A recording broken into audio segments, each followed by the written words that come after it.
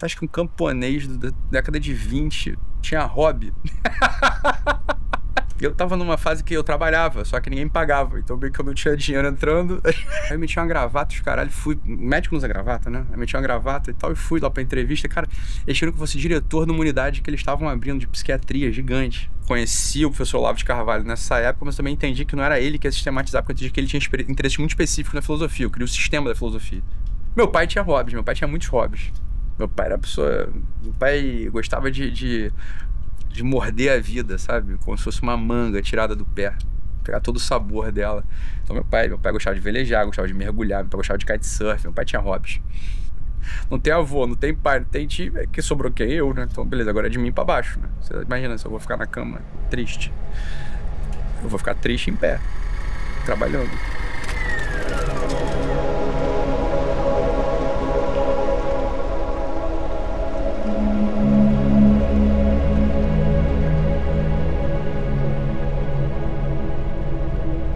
Suelen Piccoli Boasi. Ítalo, como é a sua rotina em relação a estar com a Sâmia e os meninos? Se você consegue ajustar para almoçar, jantar com eles, como é isso? E o que é inegociável para você em relação à família? Ah, hoje minha rotina é muito boa, pô. Tô na melhor fase da minha vida. Minha rotina com a Sam e com os meninos é maravilhosa. Então, final de semana é 100% com eles. Claro, eles têm que dar uma aula, um curso, não sei o quê, mas não é mais a rotina, né? Já foi, não é mais. Eu tô em casa final de semana 100%. Não tem... E consigo ficar, porque quero também, né? Não é um esforço sem ficar celular, essas trabalho, nada. Então 100% deles, né? Com eles, né? Pra eles, é com eles. E dia de semana é a vida de alguém ocupado, porra. Imagina, se eu vou almoçar em casa e jantar em casa, porra, sei lá, essa é outra vida, não é a minha. Isso é loucura, sei lá, né? Ninguém monta o que a gente tá montando aqui chegando 9 da manhã e saindo 6 da tarde, né? Então o que eu faço é, as manhãs são com eles. Então, a gente acorda, normal, toma um café da manhã junto, vai pra missa junto, conversa. Eu os vejo no dia seguinte, porra. Claro, um dia ou outro, por exceção, eu chego em casa e janto com eles. Mas essa não é a minha vida. Cada um tem que saber a vida que tem também, né? Essa pode ser a vida de outras pessoas, a minha não é essa. Minha vida é sempre final de semana inteiro deles de café da manhã com eles. E aí, depois eu volto pra casa, eu levo eles no colégio, volto pra casa, fico mais um pouquinho com a Sâmia, né? E depois venho pro trabalho. Essa coisa de negociável, eu acho isso uma bobeira pra minha vida, né? O negociável muda. O negociável muda. Ah, todo café da manhã. Não, todo café da manhã até a hora que você pode tomar café da manhã. Se der uma merda, não pode mais, aí. É simples assim, pô. É isso. É a vida de cada um. Eu acho que cada um tem que entender mais ou menos a esposa que tem, né? O marido que é, os filhos que tem, o tipo de responsabilidade de vida que se escolheu ter ou que precisou ter. O que é negociável? Até a hora que teu marido morre, você fica viúva, deixou de ser, né? Você precisa trabalhar mais, porra. Eu acho isso meio ilusão. É fantasia. Acho que é coisa de regrinha de Instagram, né? Ou de livrinho, merda. Sobre família. A vida real é uma onda, é um mar, né? Que tá sempre em movimento. E muda, né? Às vezes tá mais caudaloso, às vezes tá mais calmo, às vezes tá cheio, às vezes tá assoreado, às vezes cai uma árvore. Tá preparado pra isso com toda a tranquilidade do mundo. Acho que é isso. Se o meu vínculo com a Samia dependesse de jantar com ela sexta-feira, a gente tava fudido, né? Imagina que vínculo é esse, porra. Se o vínculo de um casal depende que eles consigam jantar sexta-feira, vínculo de merda, hein? Com todo respeito. O vínculo tem que ser um pouco maior do que isso, pô. Você pode jantar sexta, você janta sexta, você não pode, imagina. O pessoal fala, tem que sair todo final de semana. Como é que eu vou sair todo final de semana com a Sam antigamente? Não tem dinheiro, porra. Eu vou sair pra onde? Tá maluco? Eu vou sair, vou deixar. Imagina, pra sair, tinha que chamar uma menina pra ficar lá sendo babá. Imagina se a gente entrasse nessa pira. 5 crianças sem ajuda. Então, beleza, tem que sair com a Sam porque falaram que tem que sair com a Sam no curso que eu fiz. Aí eu tenho que contratar uma menina que possa ficar aqui em casa. Ou seja, eu vou gastar um dinheiro que eu já não tenho. Pra gente sair pra um restaurante merda, dado que a gente não tem dinheiro, pensando que a gente tá gastando dinheiro, tendo que voltar rápido, porque eu não sei quem é essa garota que tá cuidando dos meus filhos lá em casa. Que loucura. Então a gente nunca caiu nessa, graças a Deus. A gente botava as crianças pra dormir e ficar junto, como sempre foi, né? Sei lá, como é que você faz, né? É assim. E também, você vai ficar junto se der também. Às vezes tá morrendo de sono, então você dorme abraçado com quem você ama. O vínculo tem que ser um vínculo, claro, de amor, carinho, cumplicidade e espiritual, sobretudo. Se você for depender de viagem pra ser feliz, tá fudido, né? Vai que fecha as fronteiras. Loucura. É loucura, cara. Sei lá. Cada um toca a vida como quer. A gente toca a nossa vida assim. Ó, o Vitor Amorim pergunta quando começou seu interesse pela filosofia. E diante desse novo interesse, como você fez para sistematizar o estudo da filosofia, já que é uma área com tantos autores relevantes? Ah, isso é bom. O meu interesse pra filosofia acho que surge quando eu tenho 6 anos, eu pergunto dos espíritos. Eu falo, que porra é essa? Né? Acho que foi mesmo. Ali eu falei, caralho. E, cara, eu sei que parece bobeira, mas foi meio assim mesmo. Eu tava, cara, outro dia, ô Vitor, eu liguei pra minha mãe, sei lá que coisa. Outro dia eu tava tentando reconstruir certas memórias, né? E aí eu lembro que minha mãe trabalhava no IBGE, Instituto Brasileiro de Geografia e Estatística, né? Aqui no Rio de Janeiro, na Mangueira, depois o prédio até. Enfim, isso aí não importa. Mas minha mãe trabalhava no IBGE, eu nasci, depois minha irmã nasceu, minha mãe saiu do IBGE e ficou cuidando da gente. No entanto, na época do IBGE, apareceu lá um vendedor de livros e a minha mãe resolveu comprar uma coleção de livros que tinha lá na minha casa. E na minha casa não era uma casa que tinha livros, tá? Então tinha meia dúzia de livros de medicina do meu pai e esta coleção em concreto de livros. E a Bíblia. Era isso que tinha, uma Bíblia decorativa. Então, o que eu tinha para ler na minha casa era a Bíblia decorativa. E aí, um dia eu descubro essa coleção de livros, eu era novo. Ah, tinha outro livro também importante lá em casa, foi importante para mim, do Dr. Laí Ribeiro, chamado Sucesso Não Ocorre Por Acaso. Foi o primeiro livro que eu li de capa a capa na vida, eu devia ter, sei lá, 8 anos. E adorei aquele livro Sucesso Não Ocorre Por Acaso, do Dr. Laí Ribeiro. Olha que coisa curiosa, foi o primeiro livro que eu li. Que coisa, né? E aí eu li esse livro da minha mãe. Esse livro é um livro de coisas, ciências da mente, paranormalidade, um negócio que eu queria ler. Outro dia eu liguei pra minha mãe, cara, pra perguntar o nome da coleção, se ela lembrava o nome dessa coleção de livros, se ela tinha essa coleção, porque eu queria trazer pra mim, pra biblioteca, né? Falei, pô, isso é uma coleção importante. Eram 4 livros de capa marrom, com uma cabeça assim, com uns negócios meio esotéricos em volta da cabeça, capa dura. Era Nova Ciência da Mente, era uma coisa assim. E era aquele livro que eu li, era aquela coleção de 4 livros que eu lia. Né? Era aquela coisa lá, porque era o máximo de filosofia que tinha disponível na minha casa, era aquilo. Estou falando de 9, 10 anos, 11, 12, 13. Foi o livro que eu li. Eu li várias vezes aqueles mesmos livros lá. No fundo, né? Era aquilo lá. Eu liguei pra minha mãe pra perguntar, só que aí minha mãe tava com uma vozinha meio ruim, aí eu não achei que era o caso de perguntar isso pra ela. Perguntei, como é que a senhora tá? Tá tudo bem? Ah, não, só tô gripada, filho. Aí eu mudei de assunto, não perguntei. Vou ligar pra ela daqui a pouco e pergunto nessa porra desse velho. Achei que ela tava precisando falar mais do que responder o negócio, sei lá. Acho que era melhor ela imaginar que eu liguei pra ela pra perguntar como ela tava, né? Então, assim, o interesse, eu acho que começa muito novo, eu acho, no fundo. E foi mais do que interesse, hein, Vitor? Isso que às vezes eu faço, que vocês falam, me interessa por filosofia, mas nunca leu nada, entendeu? Então, se você não se interessa por filosofia, cara, sai dessa, entendeu? Vai trabalhar, vai fazer outra coisa.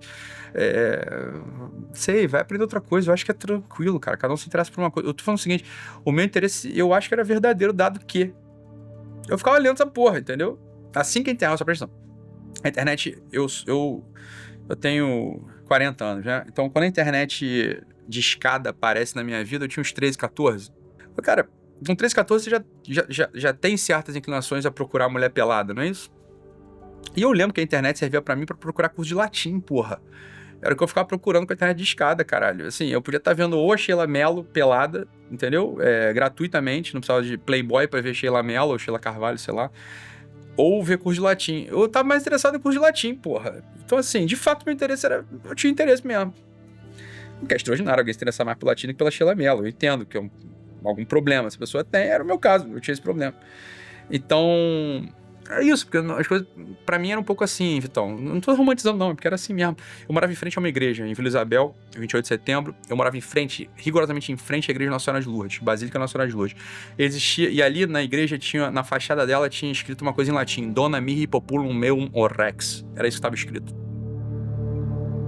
E aí eu queria saber o que significava, porra. Aí perguntei pro meu avô, que tinha feito latim no colégio, ele deu uma resposta, eu falei, não é isso. Ele confundiu. Não é isso, ele tá errado, né? Então eu falei, eu vou ter que ir atrás pra saber o que essa porra significa.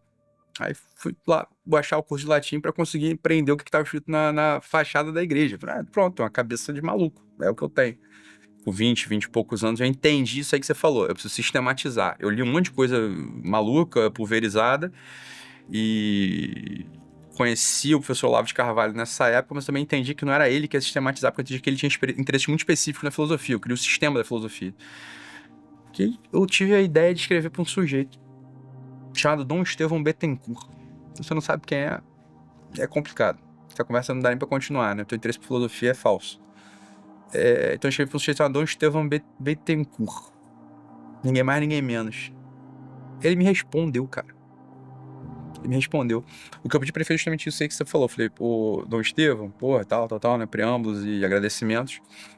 Eu preciso de um itinerário, porque eu literalmente, de fato, quero aprender isso aqui, não sei o que estudar uma coisa atrás da outra, entendeu? E ele escreveu pra mim o itinerário que eu segui rigorosamente. Então eu tive a sorte de ter tido esse insight que você teve lá no início e ter uma pessoa muito segura pra me recomendar o itinerário que eu seguia. Aí eu com esse itinerário comecei a estudar sozinho e depois fui fazer filosofia. Mas a filosofia no seu momento eu fui fazer já uma área específica da filosofia, que era a filosofia medieval, né? E eu não fiquei só nos medievais ocidentais, eu estudei os medievais orientais também bastante, né? Os latinos, né? No fundo. Na verdade eu estudei, claro, a escolástica e toda aquela turminha, né, em volta de São Tomás, com muito interesse em São Bernardo em concreto, da minha parte. E depois eu estudei os muçulmanos latinos, né? Mas eu estudei sistematicamente filosofia, apesar de não ter feito faculdade de filosofia. Acho que se eu tivesse feito faculdade de filosofia, eu teria sido bom pra mim. Não lá no início, meu pai tava certo, tinha que ter feito medicina mesmo. Mas podia ter feito uma faculdadezinha ali no meio do caminho. Não fiz. Mas estudei. Faltam coisas ainda pra estudar, né? Quer dizer, tem uma lista ainda não concluída. Mas eu acho que no meu caso, em concreto, eu tive muita sorte, né? Eu acho que isso define um pouco a história também, a sorte que você vai tendo ao longo da vida. Em 2006 ou 2007, se muda pro Rio de Janeiro o professor Renato Moraes. Eu não conhecia, né? E a gente se encontra num curso, olha que coisa curiosa, pra você ver como é que... Eu acho que é isso, cara. Existe oportunidade, né? Você vai. Eu tava lá em Niterói com 21 anos, mais uma vez. Eu podia estar vendo a Sheila Mello, Sheila Carvalho, caralho. Não tava. Eu tava, né, lá em Niterói, final de semana, no sábado. Eu tava em Niterói fazendo um curso de filosofia tomista com o professor Paulo Faetani, 2006. Eu tinha 20 anos, 21. 2006, 2007, salvo engano. E aí, neste curso em concreto que acontecia aos sábados, o professor Renato Moraes, que tinha recém chegado no Rio de Janeiro, estava presente. A gente já se faz amigo e se ama e, porra... E a partir dali a gente começa a gestar a ideia de montar um instituto de humanidades. Entretanto, antes disso, eu já tocava um grupo chamado Humanitas, no Centro Universitário da Tijuca, na Rua do Bispo. Esse centro não existe mais. Foi desativado pela periculosidade da área, né? Que já era perigosa à época, mas a gente ia assim mesmo. Outros tempos, né, Pedro? Sei lá. Mas ali eu monto um curso, eu monto um grupo de estudo chamado Humanitas e convido meus amigos da faculdade, amigos de outras cenas e tal. Consistia no que esse curso? Chamava um professor e o professor ia ensinando coisas de filosofia pra gente. Depois muda um pouco o formato, a gente mesmo lia os textos e apresentava para os outros. Então foi uma atividade cultural ali no Rio de Janeiro nos anos 2006 que aconteceu. Então já tinha esse 2004, 2005, 2006, esse grupo acontecia. Eu até consegui resgatar os e-mails que eu mandava pro pessoal recentemente. Era bonitinho, era legal, mas era sério pra caralho na real, né? Eu falei, cara, beleza, isso aqui não parece desde um moleque de 20 anos, é sério essa porra, né? Eu lendo, eu falei, cara, maneiro, aconteceu, né? Então eu já tinha um grupo Humanitas, depois o Renato chega, a gente começa a falar de, porra, como é que a gente transforma isso num instituto mesmo, com casa, com atividade, de cultura e tal. E a gente começa a pensar em montar um instituto de humanidades que tinha a pretensão de ser uma faculdade. Uma coisa, eu tô falando isso em 2006, 2007, né? E a gente fica trabalhando em cima desse projeto por bastante tempo, até que a gente entende que não ia conseguir fazer. E a gente retoma. A gente nunca parou de conversar sobre isso. Renato e eu, a gente sempre foi amigo, né? A gente continua sendo amigo e sempre se encontrava, a gente falava disso e tal. Mas em 2018, 2019, a gente fala, Renato, dá pra fazer. Aí a gente monta a faculdade de filosofia, né? A gente conseguiu montar. Também com 1000 alunos, porra, hoje. Na faculdade de graduação de filosofia. Fora os da pós-graduação, né? O Leopoldo Castilho de Assis, pergunta o seguinte: o que o senhor faz de hobby ou diversão e como articula isso com os deveres de Estado? Como medir a razoabilidade dessas coisas? Então, eu tenho muito filho, né? Como é que é o nome dele? Leopoldo. Meu hobby é o hobby das crianças, né? Sei lá, as crianças querem ir na piscina, eu gosto de ir na piscina. Eu também não sou uma pessoa de muitas vontades, cara. A verdade é essa mesmo. Eu sou filho de Fátima, né? Minha mãe me formou. Agradeço muito a ela. Muito. Mas muito mesmo. Ela mora aqui do lado. Tá aqui do lado desse estúdio minha mãe mora.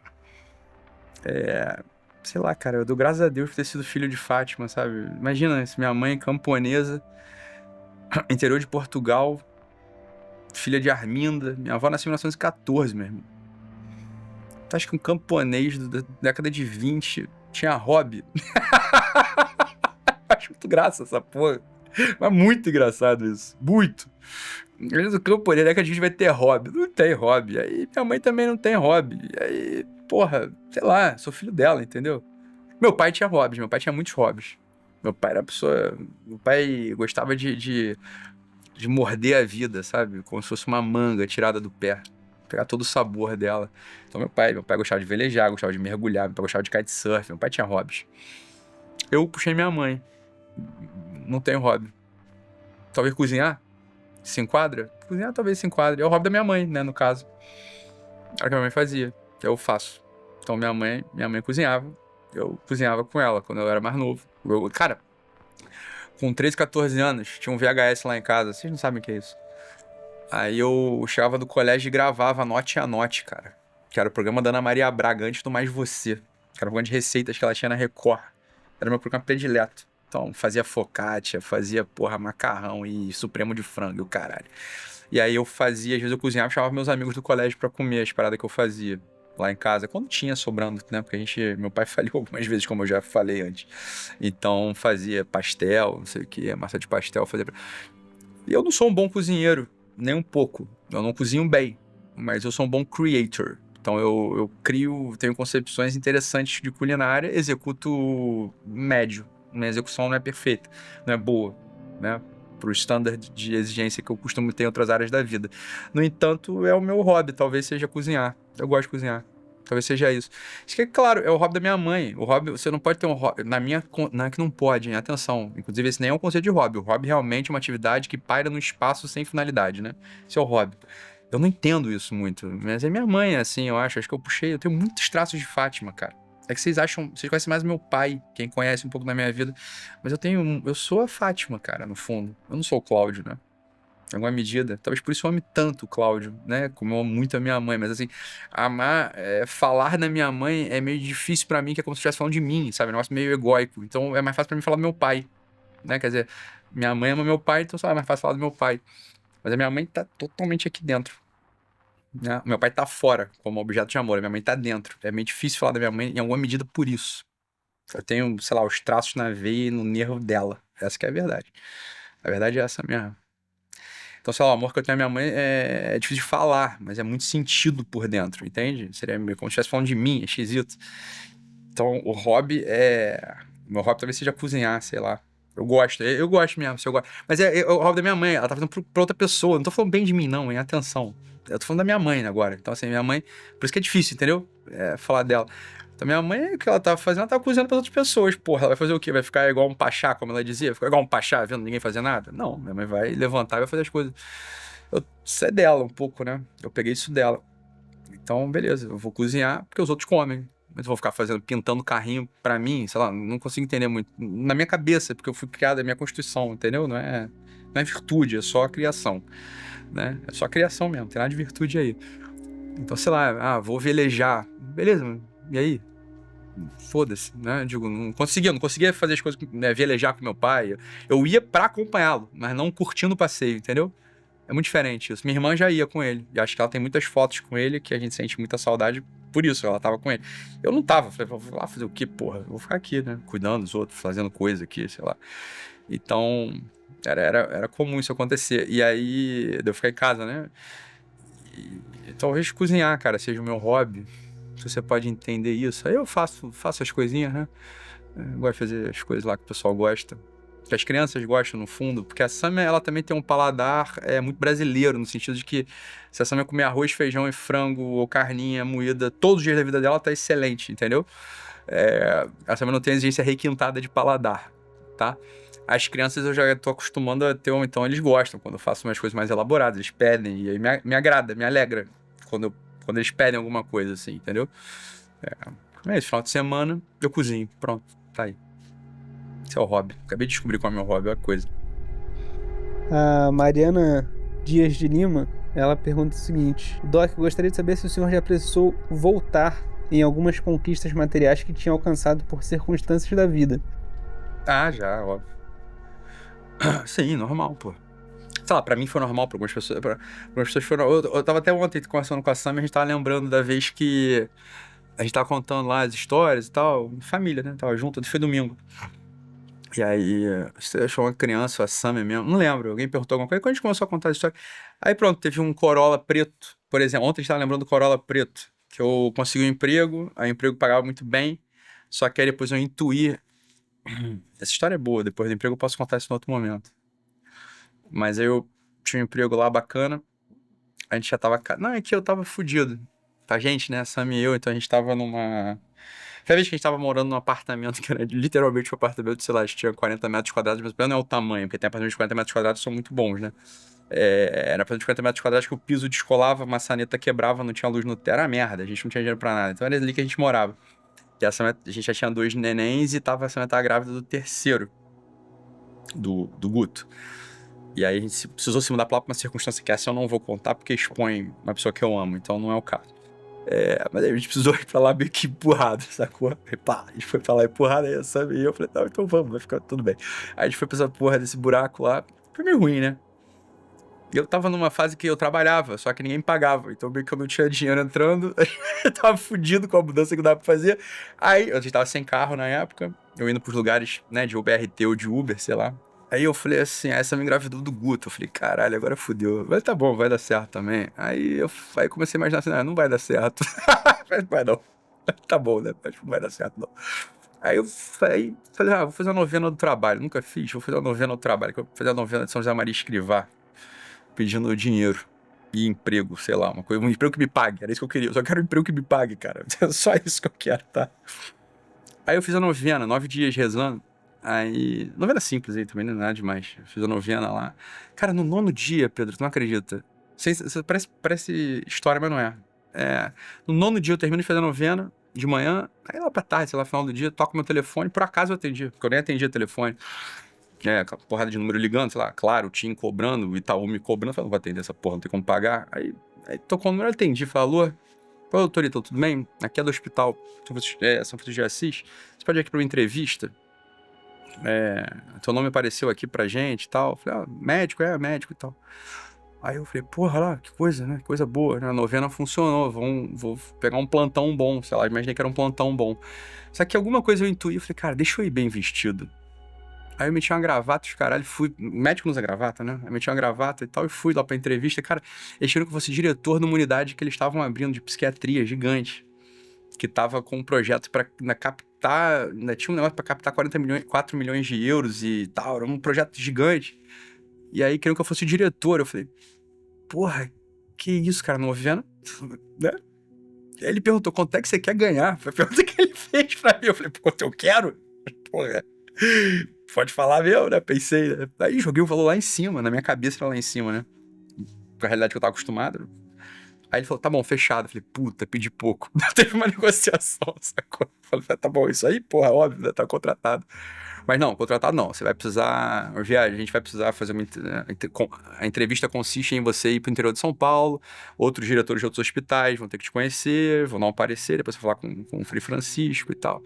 Era tudo certo, peguei. Eu não podia me ausentar 4, 5 dias, mas me ausentei. Falei, cara, com esse salário aqui, foda-se, eu vou. Depois que reclamem, né? Aí me ausentei e fui. Rodei e fui contratado.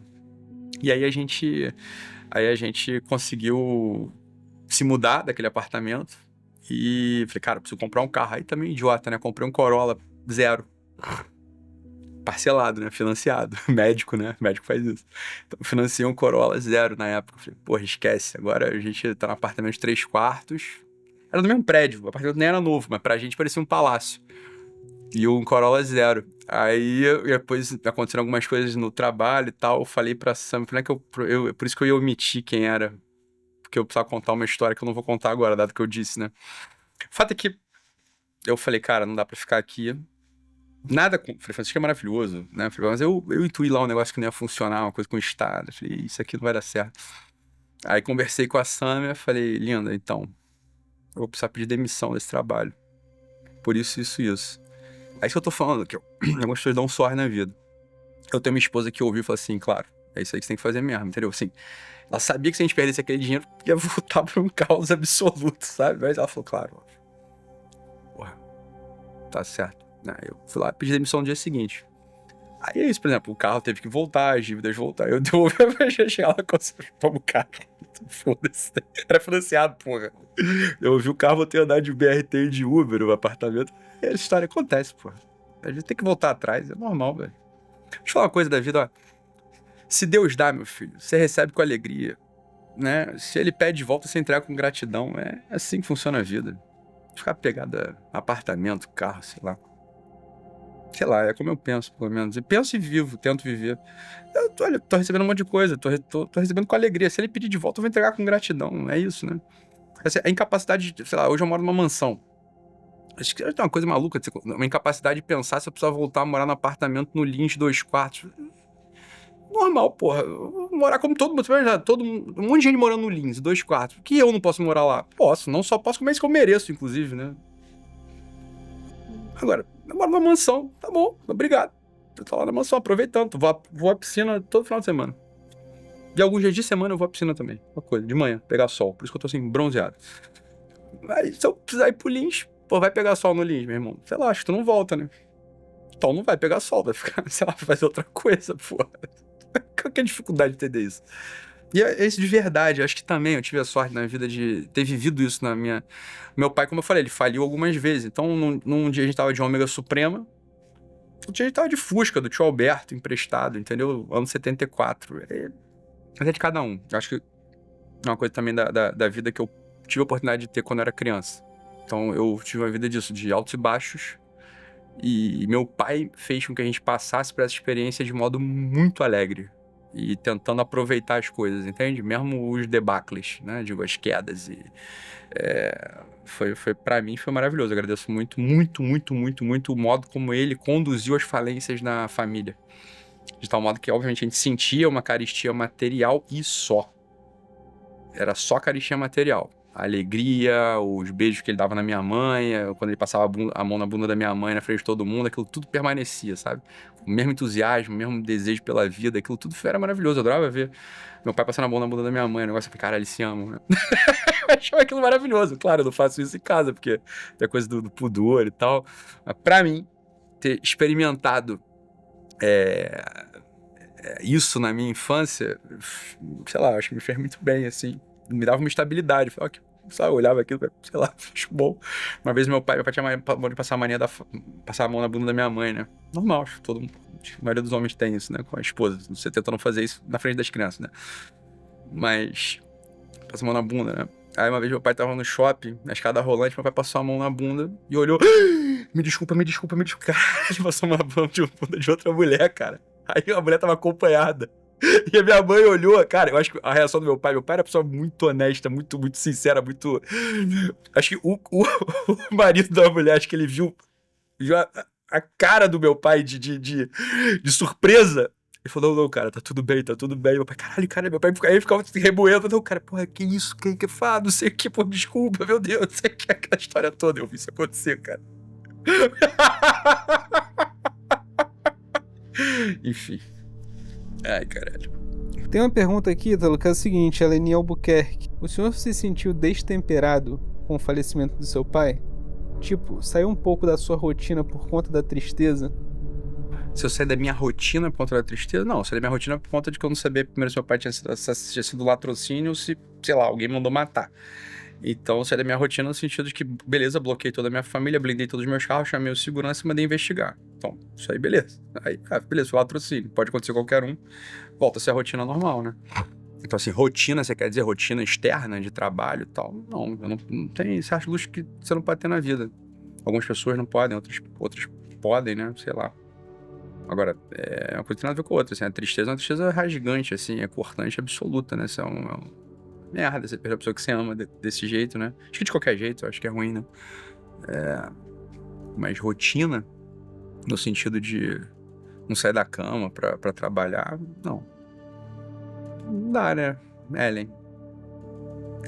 Sei lá, acho que não é questão de dar ou de não dar, né? Acho que cada um a coisa bate de um certo modo. Em mim bateu de outro modo. Falei, beleza. Não tem ninguém pra cima agora. Eu tô no topo dos homens da família. Como é que eu vou? Imagina.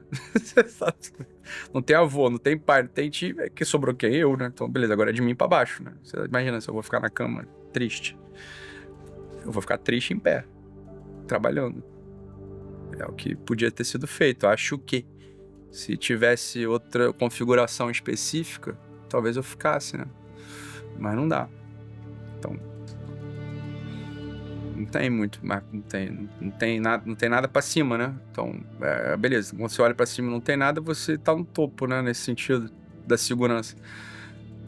Imagina se você vai ficar triste na cama. Não dá. Você tem que ficar triste trabalhando.